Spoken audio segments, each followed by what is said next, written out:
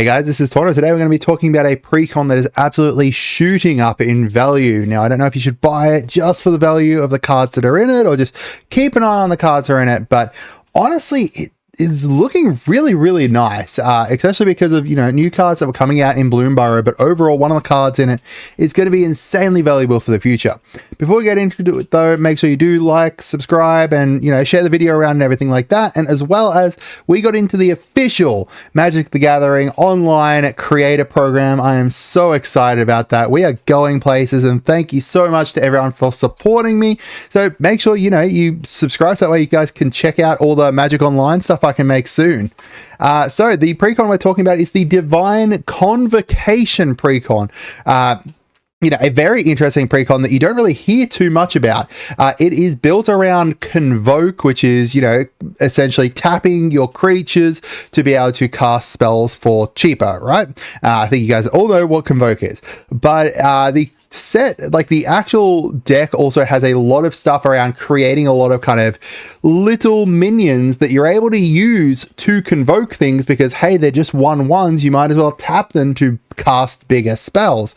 So it's very interesting, and I think you guys can probably tell as to what some of the cards that are going up in value are here. So Kelsa is the main face commander here, and she has Convoke herself. And then it's whenever you cast another spell that has Convoke, scry 2, then draw a card. And currently the deck value is sitting at $73 US just because of mostly one card.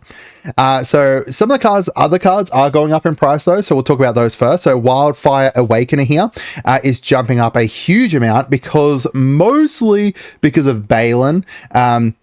Being able to bring the Wildfire Awakener in with Convoke, and then with that also create X 1/1 red elemental creature tokens with whenever it becomes tapped, it deals 1 damage. This is insane in Balin, right? Because Balin's tapping creatures and stuff to be able to throw things, to be able to buff himself up, create mana, etc. So you're being able to get this value just constantly.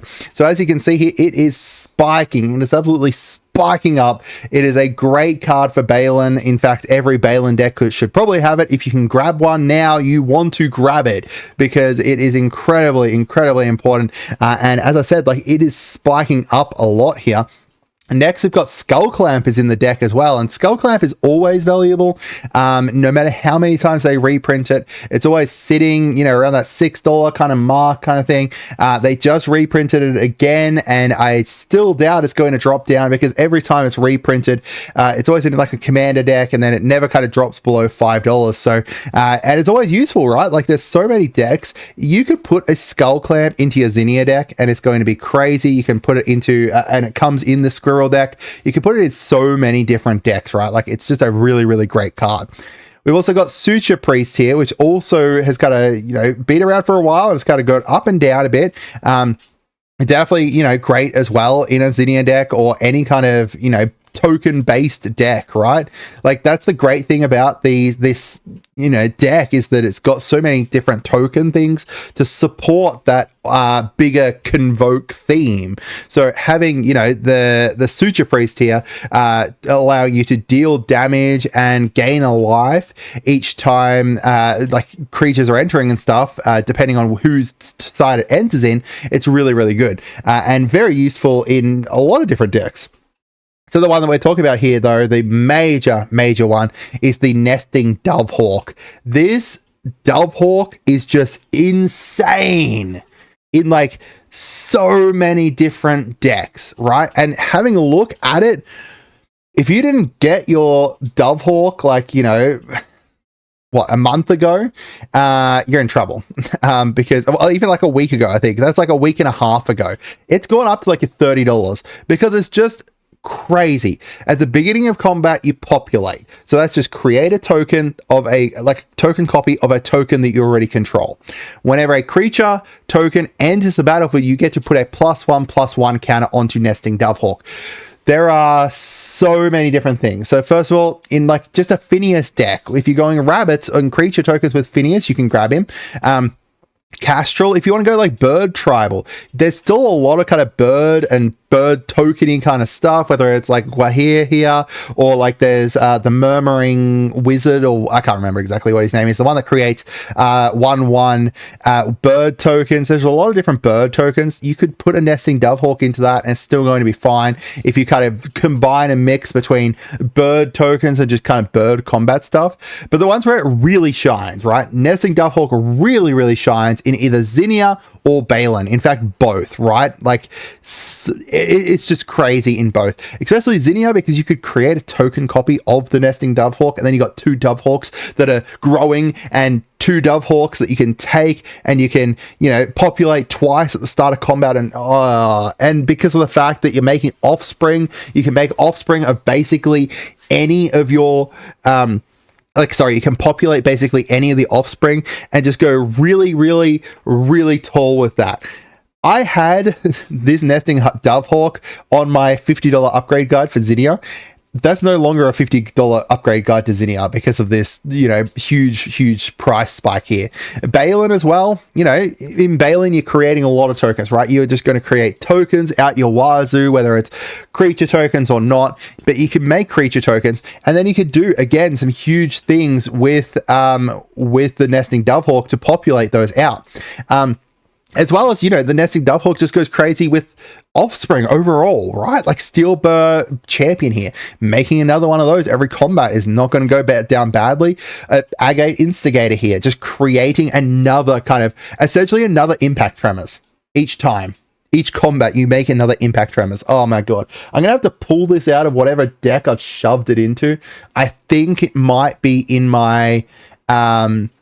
Marnius deck at the moment. I'm going to have to pull it out of my Marnius deck now and put it over here. And honestly, I might even have to buy this freaking Precon again to be able to get another copy of this, because it is insane. And, you know, it's not just Bloomburrow. Previous sets have had a lot of really great token-based stuff, whether it's Brennard here, because you can make copies of the food golems, whether it's Girard here, because, you know, this is based around tokens, and because of the fact that it's create a token that's a copy of target token you control that entered the battlefield this turn, it is a way to bypass that, because you could just have Nesting Dovehawk create a token copy of whatever the fuck you want, and then you can copy that with all of your non-token creatures, even with Nesting Dovehawk, because why not? You've got the previous Girard as well that was built around Populate. You've got Anakthea here, exiling your non-aura enchantments and creating a token copy. Boom, now you've got 3 of that whatever enchantment it was.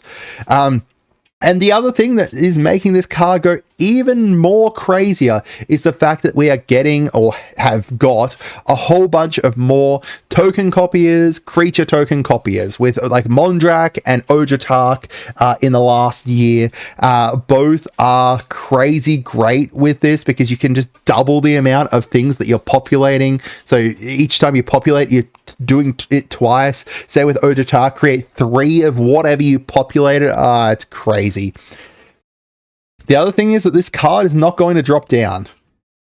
With cards such as Dissa coming into existence, where Dissa is creating a token, like a token that of an existing card, and as well as offspring, but the Tarmogoyf tokens are crazy strong, creating crazy strong tokens. It's just not going to ever drop down, because Populate is just so useful, especially Populate each combat is just crazy, as well as the fact that it just grows. Like, if it had just the Populated combat or just the growing, either one of those would be a bit weaker by itself, but because it combines both of them, you just have this huge bird that is flying at you, that is just getting bigger and bigger for each freaking creature that's coming into existence. As well as, you know, it's just, yeah, it also procs itself. So what do you guys think? Let me know down in the comments. Are you guys going to look at this Precon potentially because of the fact that there's a whole bunch more value in it? Are you guys not? Are you guys just going to look at the Nesting Dovehawk, because this Nesting Dovehawk is honestly probably one of my favorite cards of all time. It's just really crazy. I hope you guys had a wonderful day. Goodbye.